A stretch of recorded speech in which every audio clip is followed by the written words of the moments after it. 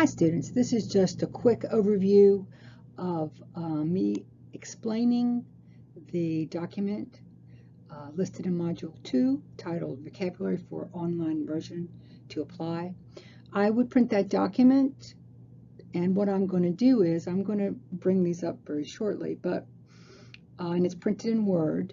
But what I'm going to do is as we go through each module, I'm going to highlight the ones in a different color that you need to apply and build on. So in the Module 3, with the prehistoric, it will be highlighted in yellow. And then the following one, Module 4, I'll highlight more words that you will apply. But when you're writing or describing, talking about on your paper these works of art, then you will use all the terms that you've learned. So very simply, we're just building, as we do each module, on a new set of terms and understanding about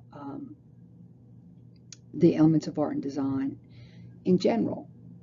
So as you look at this is just an example that talks about the general terms that we will build on, general vocabulary we use, vocabulary, but there's two important points on the left that I mentioned in another one of the videos, but I want to mention it here because they're very important.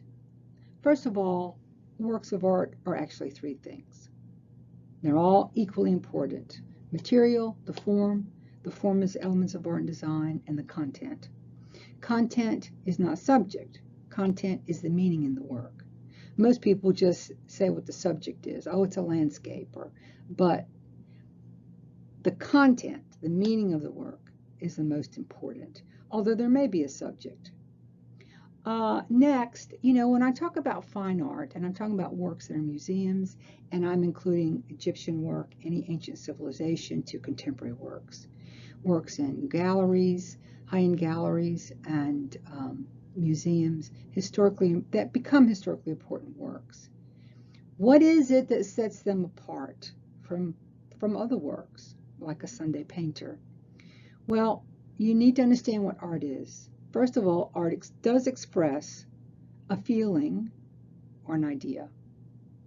Oftentimes, if the work is a feeling and it's just sentiment or sentimental, then, it may be pleasing or something that is decorative that you like.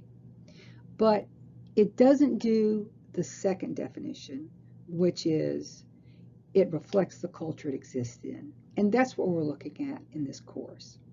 And that's why we're looking at Sumerian pieces or Egyptian or Roman and contemporary artists and modernism, because these are pivotal works that reflect the culture that they were created in and in our time, the period that we live in. So this PowerPoint is I've just cut and pasted that information from that one document, Word document, and then it goes into ways to create space, we'll talk about later, and then the elements of art, two-dimensionally and three-dimensionally, it's broken down, as well as principal design, that vocabulary, and those definitions, as well as types or characteristics of elements of art.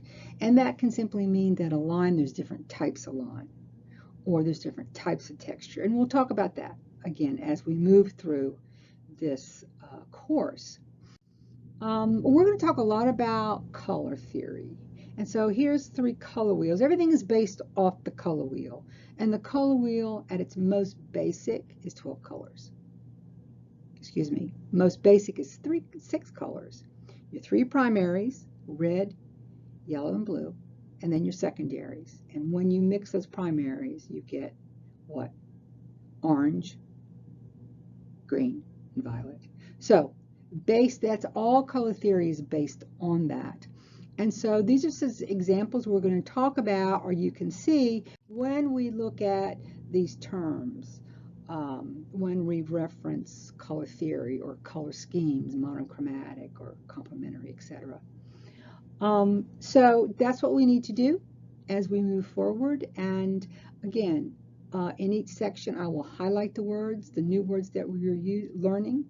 and applying, and then you just keep building on that. Okay, great.